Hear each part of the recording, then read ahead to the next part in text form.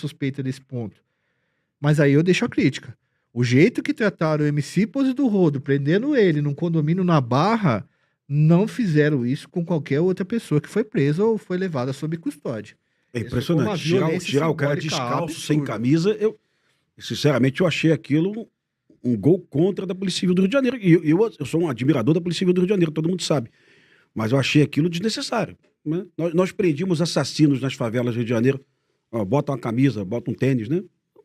Isso é o básico. É digno, né, cara? Pelo menos dá um pouco de dignidade pro cara. Agora, o Oruan e o Pose, eles já começaram a sacar que algumas coisas que eles fazem são atraso de vida, mano. Não, só atraso de vida, porque o Pose já apareceu com Bíblia na mão. O Oruan já tá puxando pra um outro lado também e tal, porque os caras viram que isso aí é problema, velho. Vocês acham que o Oruan é um menino inteligente, assim? Ou ele é bem orientado? Eu acho que ele é um estrategista digital absurdamente bom. Assim como o MBL da vida, por exemplo, que tá disputando com ele. Ele como figura, assim, cara, é genial. Ele pauta o debate, mano. Como cantor, acho ruim, mas é uma opinião minha. Eu não gosto de pagode, também não gosto da música do Oruan. Mas ele como caricata, é uma figura que chamou muita atenção. Acho que mais pelo visual dele no começo do que pela música, né? Ó, hoje eu posso falar pra você que existe 3 pessoas nesse país que são muito boas de pautar debate e são... a palavra genial não quer dizer inteligência em tudo, tá? Genial nessa estratégia. É a sacada, né? Oruan, Nicolas Ferreira e Érica Hilton. Pra mim são 3 pessoas que hoje, Sabem qualquer jogar coisa na que mídia. fala do Brasil, eles são jogados na hype lá em cima e aí isso tem uma resposta. São essas 3 pessoas pra mim hoje, tá? São Érica Hilton, Nicolas Ferreira e Oruan. O MBL tem pegado uma carona com aquela moça... Amanda. Foi absurdo que fizeram com ela aquelas ameaças e tal. Eu defendi ela nesse ponto. E muita gente que poderia ter defendido ela, que defende uma pauta, não defendeu. Mas ela consegue, hoje, rivalizando com o Oruan, ela tá alavancando a carreira dela. É, Por quê? lógico. Tudo que o Oruan faz, joga hype lá em cima. Então, eu acho que ele é um estrategista nesse ponto. Então, E ela também tá pegando carona, né? Surfando nesse debate. Estão todos surfando nesse debate e eu fico triste porque a gente foge da objetividade. Eu me posicionei contra essa lei anti-Oruan. Na verdade, Pimentel, a lei não é anti-Oruan, é o apelido da lei. Bom, mas quem apelidou essa lei de anti-Oruan já buscava marketing, né? Já buscava mídia. Porque... Foi o Kim Kataguiri, não? Não, foi a Amanda, foi né? a Amanda. Porque qual é a questão? Eu até falei com o Kim, porque eu gosto do Kim. aprovada, Eu adoro o Kim. Eu acho o Kim um cara muito inteligente. Aliás, eu vou deixar claro aqui, na minha opinião, tá? O Kim é um dos únicos e poucos deputados que trabalham efetivamente no Brasil. Eu sei porque eu acompanho o trabalho dele, cara, e ele é fantástico. Mas vamos lá. Vamos à questão prática, objetiva. O que eu li da lei à época, não sei se ela foi mexida. Uma prefeitura que contratar um show de um cantor que faz apologia, tem que devolver o dinheiro, né? Calma aí, bom. Como apologia é um fato tipificado no Código Penal. Então, para que eu diga que é apologia, tem que ter um inquérito policial. Inquérito policial tem que ter um processo penal. Eu tenho que ter o trânsito julgado em 3 instâncias. Então, eu vou saber se aquilo é apologia de fato daqui a 11 anos, sabe? Então, essa lei me parece inexequível, me parece uma lei muito boba. É só para gerar debate. Bom, eu não quero que o meu representante gere debate. Eu quero que ele proponha coisas verdadeiras. Factíveis. Que possam ajudar a sociedade, né? Mas, por exemplo, esse MC... Isso é muito difícil, mas o MC... Como que vocês falaram? Desculpa o nome dele. Pose? Pose do Rodo. Pose lá foi diferente do Oruan, pelo que eu entendi. No show dele, eu não acompanho eles, tá, gente? Nada contra. Mas, assim, tinham armas lá e ele me parece ter feito o sinal do Comando Vermelho. Sim, Foi eles isso que aconteceu? Eles fazem shows na favela E aí, na verdade, cara, sim. o que deveria ser feito na minha visão e que você falou beleza, vamos investigar se tem alguma coisa a ver com lavagem, etc. Porque a gente sabe que muitos, não eles em si, mas que muitos artistas de milhares de categorias, digamos assim, tem essa questão de lavagem de dinheiro. Mas, fato é, você falou o seguinte, né, Rodrigo? Às vezes a gente corta o baile funk e melhorou, né, pelo que eu entendi em algum determinado momento, essa questão de matança, de tráfico. Por que isso? Duas questões aqui bem razoáveis. Eu, assim como ele, eu tenho essa questão de cinema, né? Eu tenho possibilidade de conhecer jovens que abandonaram o Comando Vermelho. E alguns, de fato, abandonaram mesmo possuem ódio, raiva do Comando Vermelho e mágoa do Comando Vermelho. Alguns até se tornaram conservadores, né? Eles odeiam o crime. E quando você conversa com um jovem desse, ele diz pra gente, olha, o baile serve pra gente pra network. É o momento que você recebe as pessoas da facção de outros bairros, né? Pra você trocar ideia. Serve pra gente como relaxamento. Pô, tivemos uma semana estressante aqui com fuzil na laje e tal. E a gente tá ali pra...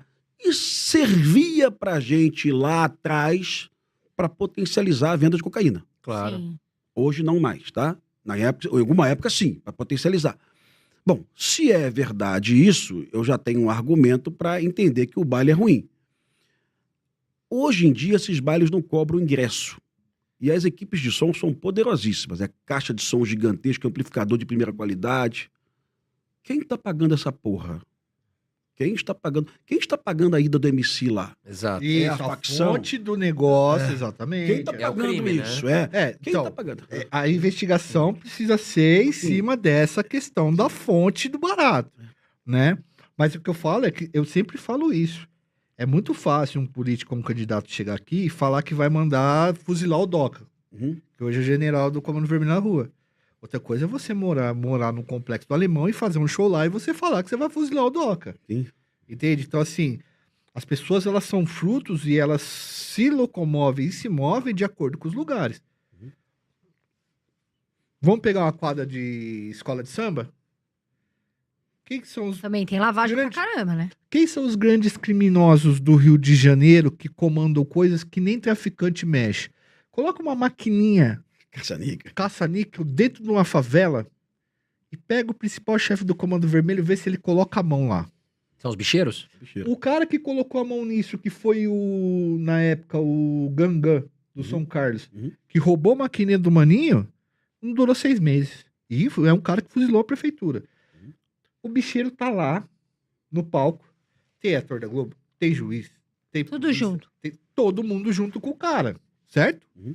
E aí, é o cara que tá bancando tudo, não é o cara que tá Sim, bancando sim, tudo? sim. E aí, como é que a gente fica? Criminaliza isso também? Faz É, apologia? e aí eu posso- Chama o cara lá na frente e fala, esse é nosso padrinho, esse é o nosso patrono, eu amo ele e tal. E aí eu faço uma analogia do que ele colocou aqui. Do mesmo jeito que o tráfico de drogas no Rio de Janeiro abraçou o funk, porque o funk foi expulso dos clubes, o jogo do bicho abraçou O carnaval. o carnaval, sabe? Então, e Sempre aí, foi assim, e né? aí, o que eu faço? Eu vou apontar o dedo pra cara da Deolane e falar, Deolane, você não deveria estar numa favela do lado de um vagabundo com fuzil. Mas eu vou apontar o dedo pra outra atriz da Globo que estava no carnaval de um Junto, bicheiro, né? de uma escola, que o dono da escola é assassino. Porra, é hipocrisia, né? É. É. Porque a Grande Rio, tu chegava lá em algum momento, era todo o elenco da Globo na Grande Rio, né? Exatamente. E aí você chegava também no camarote das escolas de samba, você via lá desembargadores, juízes e deputados, né? Mas eu vou apontar o dedo só na cara da Deolane e vou dizer que ela não presta porque ela foi frequentar um baile na favela que pertence a uma facção, ou eu vou repetir isso na cara das pessoas também, que são nossos amigos. Nós temos vários amigos aqui em comum aqui, que frequentam Que às quadras vezes a de gente escola nem de samba. sabe que também estão no meio dessa sujeirada E aí. puxam o saco, tiram foto, né? Olha. Ah, no Ah, Bambambam, né? na festa ali, todo mundo quer estar Pô, junto, bicho, né, os meu? caras aparecem dançando no final da avenida, Uhum. tá escrito lá contraventor, porra. Não, contraventor Pô, barra assassino, tá? Pô. Não, mas Contraventor barra contraventor não é o assassino. serviço do cara, entendeu, mano? Isso é o quê? É uma contravenção, é uma infração penal, Vamos né? fazer esse meia-culpa, né? Exato. Se você lembrar do Cassino de Chacrinha, tudo bem, vou falar de 3 décadas, ok? 4 décadas. Mas você lembrar que quando tinha chuvas no Rio de Janeiro, o Abelardo Barbosa recebia lá no Cassino de Chacrinha, lá no Teatro Fênix, 15 bicheiros no auditório, e eles entregavam um cheque na mão do Chacrinha. Ó, isso aqui é a nossa contribuição para combater as enchentes do Rio de Janeiro, né? E o dinheiro vinha da onde, né? E eles já eram assassinos naquela época. Sim. Aliás, a época que eles mais matavam, né? É justamente nessa época. E a gente não. Bom, recentemente eu posso até dizer que a Globo fez um meia-culpa disso nos últimos documentários que ela realizou, né? O Vale Escrito. O Vale trouxe- Escrito, né? Ah, mas também, cara. Um meia-culpa leve, mas fez, né? Mas é embaçado porque, tipo assim, pô, o cara mostra o Piruinha como se fosse o Papai Noel, o Capitão Guimarães, aquele cara bonachão e tal, que troca ideia, sabe com quem fala, etc. Era muito glamuroso no carnaval e tal. E aí, lógico, em cima do Rogério, do Bernardo Belo, os caras pegam mais pesado. São os mais sanguinários, né? A cúpula mais nova ali e tal. O Rogério tá preso num presídio federal. Mas, cara, tem mais de 50 mortes envolvendo os caras aí, só que se sabe. Na Barra da Tijuca, quase toda aquela pistolagem que você tinha na Barra da Tijuca. Barra da Tijuca, pra quem é de São Paulo, é o Alphaville de vocês Sim, aqui. é o bairro sim. chique. Não, os Longe novos de ricos. tudo ali. Os novos ricos. Isso, os novos ricos, eles estão nesses locais. E a Barra da Tijuca, ontem um jornalista me perguntou por que tudo acontece na Barra? Porque eles moram ali. Sim. Eles são da Zona Oeste, mas eles... Recreio, ali. jogador de futebol, Miliciano. influencer, policial corrupto. Tem uma Mano, é um absurdo. Tudo misturado. Às vezes você tem no bar o MC que canta na favela, metendo louco. Você tem o miliciano, que é chefe. Você tem o bicheiro. A Às vezes influenciadora que também rouba. que que promove bet. anuncia o Little Joguinho. Tiger. Você tem todo mundo ali, cara. Você tem juízo, médico e tal. Todo mundo tá no mesmo lugar ali na Barra. Quando fala miliciano, é policial? Nem sempre. Em algum momento já foi, mas mudou bastante. Os pés inchados, né? Pô, Leste tem que ler. Vou deixar aqui. Eu terminei de ler o livro da Cecília. Nossa senhora. O livro, porque ela fala como nasce o miliciano, né? E ela deixa muito claro como a milícia do Rio de Janeiro ainda hoje é muito poderosa. Você Como conheceu o Cabo Bené? conheci de nome, pessoalmente nunca tive com ele. É um assassino da milícia, que na verdade na polícia militar nunca foi um policial de frente, sempre trabalhou em refeitório, em rancho, né? Era o rancheiro do quartel, cozinhava no quartel, né? Ele falou do Bené por quê? Porque durante a pandemia, a Polícia Rodoviária Federal e a Coordenadoria de Recursos Especiais da Polícia Civil cercaram um bonde de milicianos e mataram 13 milicianos, né? Num confronto. E esses 13 milicianos, só um era policial, que era o Bené. Sim. Se isso acontecesse há 10 anos, possivelmente 5 ou 6 seriam policiais. Eu uso esse fato para provar para os meus amigos cientificamente que já ocorreu uma mudança do tipo do miliciano. No filme Tropa de Elite 2, os milicianos eram policiais. Mas de lá para cá, as corregedorias expulsaram muitos policiais.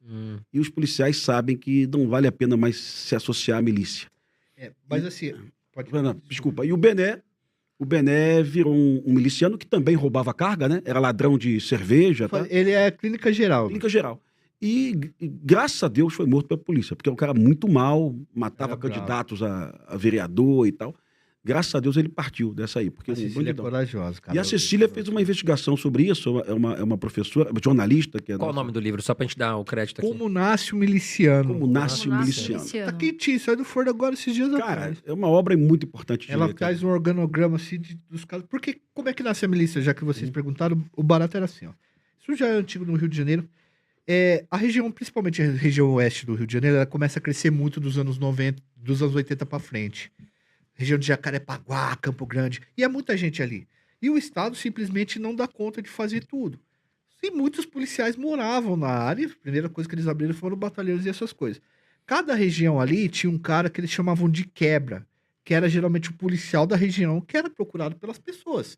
Então, acontecia alguma desorganização, o cara não ia lá na Zona Norte para poder fazer um BO na delegacia. Não. Ele procurava o policial que estava perto dele, o policial... Você conheceu vários deles, né? Sim, vários. O Sargento Pereira, Vários, Falcon, vários, eram os quebras.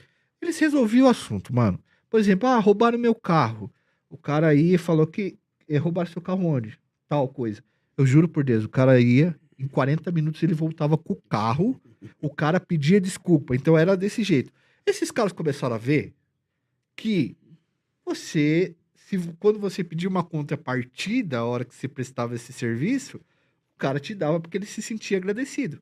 Os caras começam a se juntar e eles começam a fazer esse serviço de segurança em troca de dinheiro e tal, e poder, né, de certa forma. E de repente esses grupos começam a ficar maiores e eles começam a ver que falta van, que falta iluminação, que falta uma série de coisas. Eles começam a olhar aquilo e falar assim, bom, eu posso, acho que, fornecer esse serviço aqui e fica em contrapartida também como de segurança. E aí começam a crescer esses grupos ali dentro. Primeiro com policiais realmente, tinha uma certa legitimidade, porque a população enxergava no cara mesmo, porque o policial ele não deixa de ser policial. 24 horas ele é policial, Só que depois esses policiais eles vão ficando mais velhos ou vão sendo presos, e aí os caras mais novos começam a entrar e esses caras não são necessariamente ligados à polícia, mas eles também não são faccionados. E aí eles começam a entrar. Aí quando entra o Carlinhos Três Pontos, aí mistura tráfico com milícia e... Aí junta o grupo todo. Mas se a gente fosse falar, é uma pergunta assim, pessoal, que eu faço para muitas pessoas, porque eu tenho muita dúvida sobre isso. Se a gente falar em pena de morte no Brasil, né? E quero saber até a opinião de vocês, se puderem falar, claro. O que eu penso? Para alguns casos que são provados, e que são mais do que provados, porque a gente sabe que tem muitas pessoas que respondem e são inocentes, né? Daria certo no Brasil, por exemplo, estuprador, não é provado, realmente sabe, pena de morte, assim como a gente vê nos Estados Unidos, etc. Daria certo aqui no Brasil? Pô, cara, Carol, quando a gente fala provado tudo, eu tenho um grande problema de discutir isso no Brasil quando o primeiro deputado da história desse país foi preso em 2004, pô. É verdade. Mas calma aí, mas... Pô, é foda. Eu Mas conheço- assim, ó, estuprador... Deixa eu ter uma posição clara aqui. Estuprador é cara que mexe com criança, eu quero que vá pros quintos dos infernos, tá? Exato. Você sabe que a gente tem um amigo que ele é da Polícia Federal e ele é da área de pedofilia. Uhum. E ele contou pra nós que, assim, eles já têm tudo provado, porque eles fazem um estudo daquilo ali muito tempo antes de ir. E ele falou, Carol, eu vou lá e eu ainda apanho. Ele falou, os caras me chutam, eu apanho e eu tenho que ficar quieto. Então, quer dizer, a polícia, que é uma pedofilia, é um absurdo, né, que a gente tá falando, e o cara ainda tem que chegar lá e apanhar do pedófilo e falar, não fui eu. E sair, o policial sai como ele tem que aceitar isso, é um absurdo. O Carol, eu não confio na justiça brasileira, nem na polícia brasileira, na capacidade de elucidação da polícia, para que a gente tenha pena de morte no Brasil. E se você puder assistir lá um documentário dele, eu acho que foi o primeiro documentário que eu vi dele, foi do fazendeiro lá do Rio de Janeiro, da morte da época do Pedro II, condenado à morte. Ah, o Fera de Macabu. Se puder assistir, Mota Coqueiro. Tirou, tá lá ainda não? Não, tá lá, mano. É Eu um não dos vou mais... botar Como assistir. chama? Ele fala sobre a última pena de morte do Brasil, Pá Sim. branco, né? O negro ainda foi executado. que mais 20 depois anos. você vai investigar, não tinha Sentido. não Não tinha- foi ele que não fez foi o ele que matou. barato. E Ele nos só Estados tinha Unidos, inimigos né? poderosos que ele eram desafetos dele e ele acabou sendo... E o Dom Pedro II se arrepende depois, né? Ele nunca mais manda executar um... Nunca mais manda executar branco. E nos Só- Estados Unidos, acho que há alto índice de pessoas que vão pra pena de morte, acabam morrendo, mas que depois descobrem que elas eram inocentes. Então, se nos Estados Unidos tem problema, aqui no Brasil pode ser pior. Agora eu queria entrar em um assunto Agora, com vocês. só um segundo. Cumprir a pena inteira, por exemplo, 60 anos de pena, 70 anos de pena, eu sou a favor, por um Ah, estuprador e tal, etc. Só que no Brasil sai muito antes, né? Se acontecer na periferia, não vai nem preso, tá? Uhum. Não vai preso, não... Uhum. O crime não vai deixa em ser frente. preso. Não, é que eu falo que Ah, o crime estupro- resolve lá. resolve. E é isso que eu queria entrar Você agora já com resolve eles vocês. mesmos. É, sim. Rápido. Tribunal do Crime. O que a população que mora na comunidade pensa sobre isso? Muitas vezes resolve a vida do cidadão que mora lá, ou eles têm medo do Tribunal do Crime. E assim, vamos supor que a pessoa seja julgada culpada. A gente já viu chicoteamento. Quais são assim, as decisões mais cruéis assim que eles fazem? Cara, uma em certas localidades, uma das formas de você entender se o traficante faz uma boa gestão ou não faz na localidade, ou o chefe do crime, é a habilidade dele de resolver problemas cotidianos que tem em muitos lugares. Uhum. A gente tem problema aqui para decidir uma sociedade, a gente não manda o pistoleiro, algumas pessoas mandam o pistoleiro do aluguel, mas a gente entra na justiça, a gente consegue pagar, dá um processo aqui, outro processo ali e tal, e etc. Eu tô recebendo processo de sócio, beleza, a gente resolve dessa maneira. Na periferia, o cara não vai na polícia, não vai na delegacia, muito longe, não resolve e tal. Os problemas cotidianos são resolvidos por quem tem o poder lá. Quando exacerba e vira um crime muito grave, como, por exemplo, o estupro, alguma mexida com criança e tal, o Tribunal do Crime vem e já era, mano. Ele passa o rodo de verdade. Não tem segunda instância. Não tem segunda instância. Os caras passam o rodo mesmo. É rapidão, você se reúne com os caras, os caras fazem ata. Inclusive tem uma ata que os caras fazem, porque os caras têm que justificar depois lá pra cima que tá fazendo. Caiu no Tribunal do Crime e já era. Aqueles 3 médicos... No Rio de Janeiro teve um caso na Barra da Tijuca, que 4 médicos, eles foram num congresso, ortopedistas, E eles estavam ali no quiosque na Barra, né? Tomando uma lembro dessa cerveja.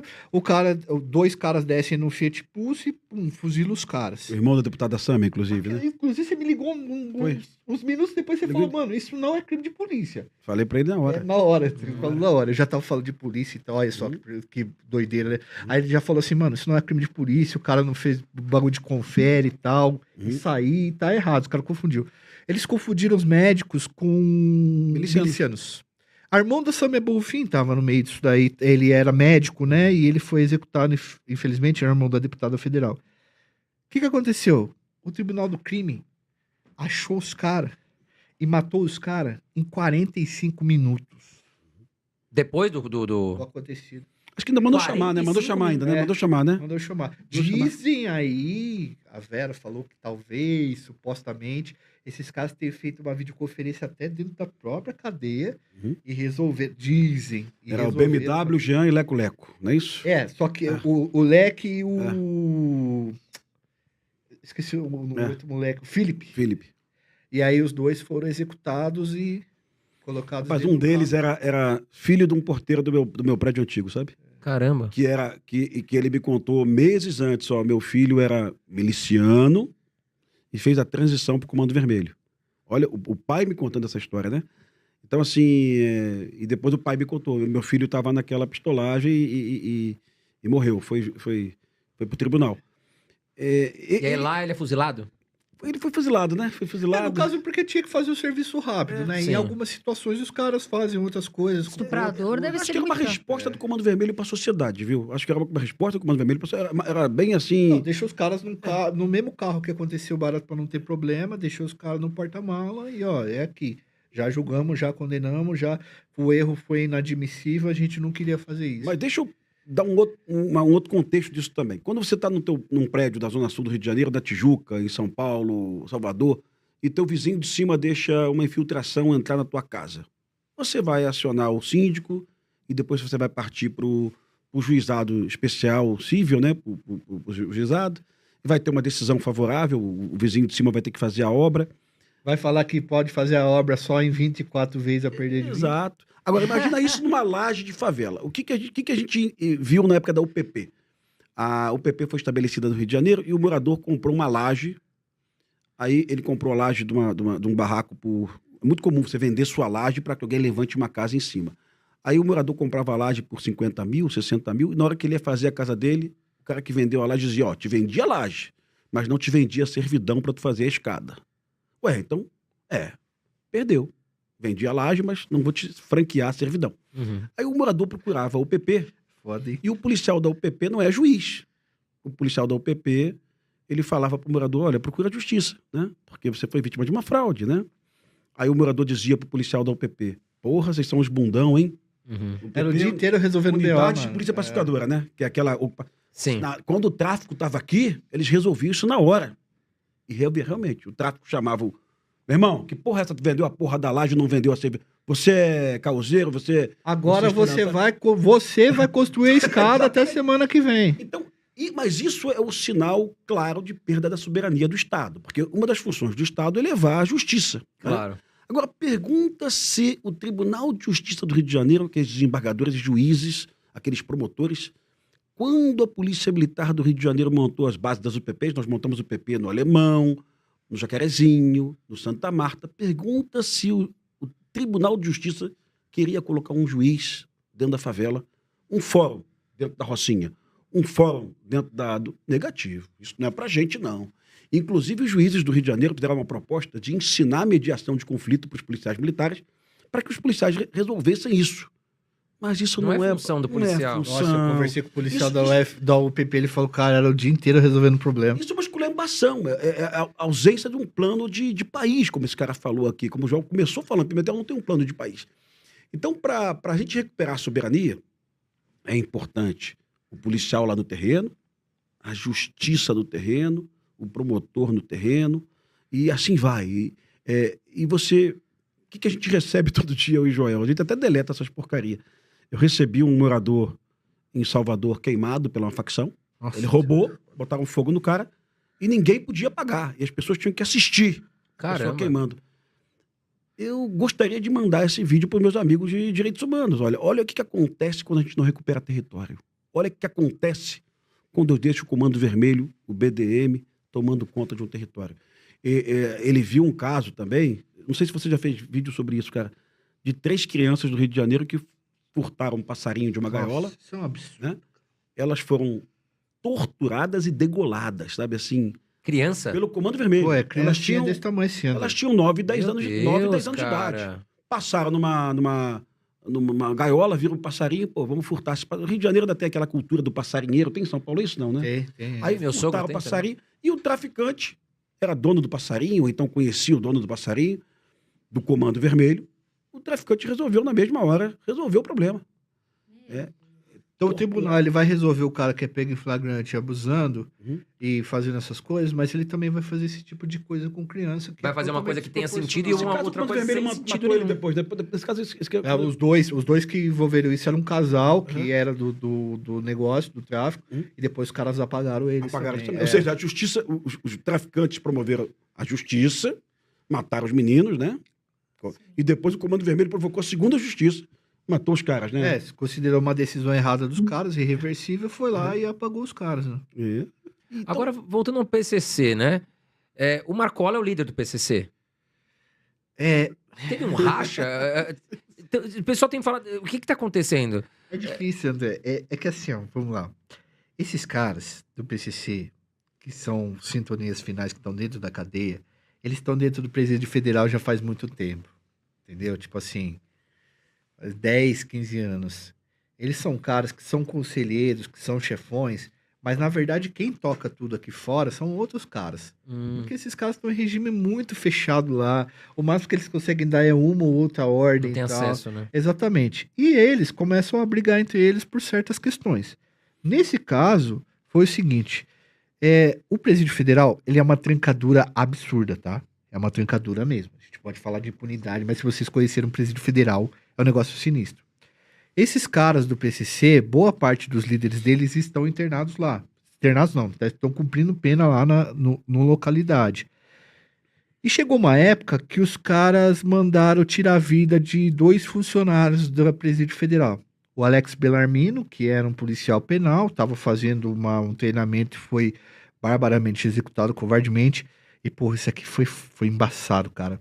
A Melissa Alves, que era uma psicóloga dos caras. Psicóloga, tá? Ajudava os caras na saúde mental. Com a criança de colo, 6 meses. Foi executada na porta de casa com tiros de fuzil. Absurdo. Só não mataram a filha porque o marido era policial civil, tava com uma Glock e trocou com os caras. Salvou a criança. Só que o sistema federal, ao invés de amolecer, ele endureceu. Uhum. Tirou visita íntima, colocou a visita agora só pra falar na frente daquela tela blindada lá, que eu esqueci como é que chama daquilo, parlatório e tal. E o Tiriça, que é um dos chefões do PCC, foi julgado por isso. No tribunal, os caras pegaram um áudio do Marcola conversando com um policial penal, falando assim, cara, ele tava sofrendo uns problemas lá, e aí ele fala assim pro policial penal, eu gostaria que vocês parassem de mexer com a gente nesse sentido, porque eu sou um cara perigoso. Todo mundo aqui sabe disso. Mas eu não sou psicopata de ficar mandando matar alguém por qualquer coisa. Uhum. O advogado, que é o Daledor, que é o advogado... O Daledor é um dos advogados mais genial, mais aguerrido do Brasil, né? Genial também no trabalho dele. Ele pegou essa parte do Marcola falando e usou na verdade, o promotor usou na Uma defesa dele, né? Não, na acusação na acusação do Tiriça. Do Tiriça. Tirando a anulação do Marcola, é isso? Isso, como se o Marcola, que é companheiro dele, tá falando que ele é psicopata. Isso, entendi. Entendeu? E aí isso criou um racha dentro da facção absurdo. O Marcola já tava com a liderança desgastada e os caras resolveram rachar lá. Só que aqui fora, se você rachar aqui, todo mundo perde dinheiro. Então o que aconteceu? Os caras racharam lá e não racharam aqui fora. Uhum. Pra continuar a coisa funcionando. Porque o cara fala assim, nós vamos rachar, mas tem 50 quilos, tem uma tonelada pra colocar em Portugal pra todo mundo ganhar dinheiro. Sim, verdade. Os caras racham lá, mas aqui fora os caras continuam. Esses caras do DEPEN são muito sérios, viu, cara? Assim, eu tenho uma admiração pelo DEPEN. DEPEN é o Departamento Penitenciário Nacional, né?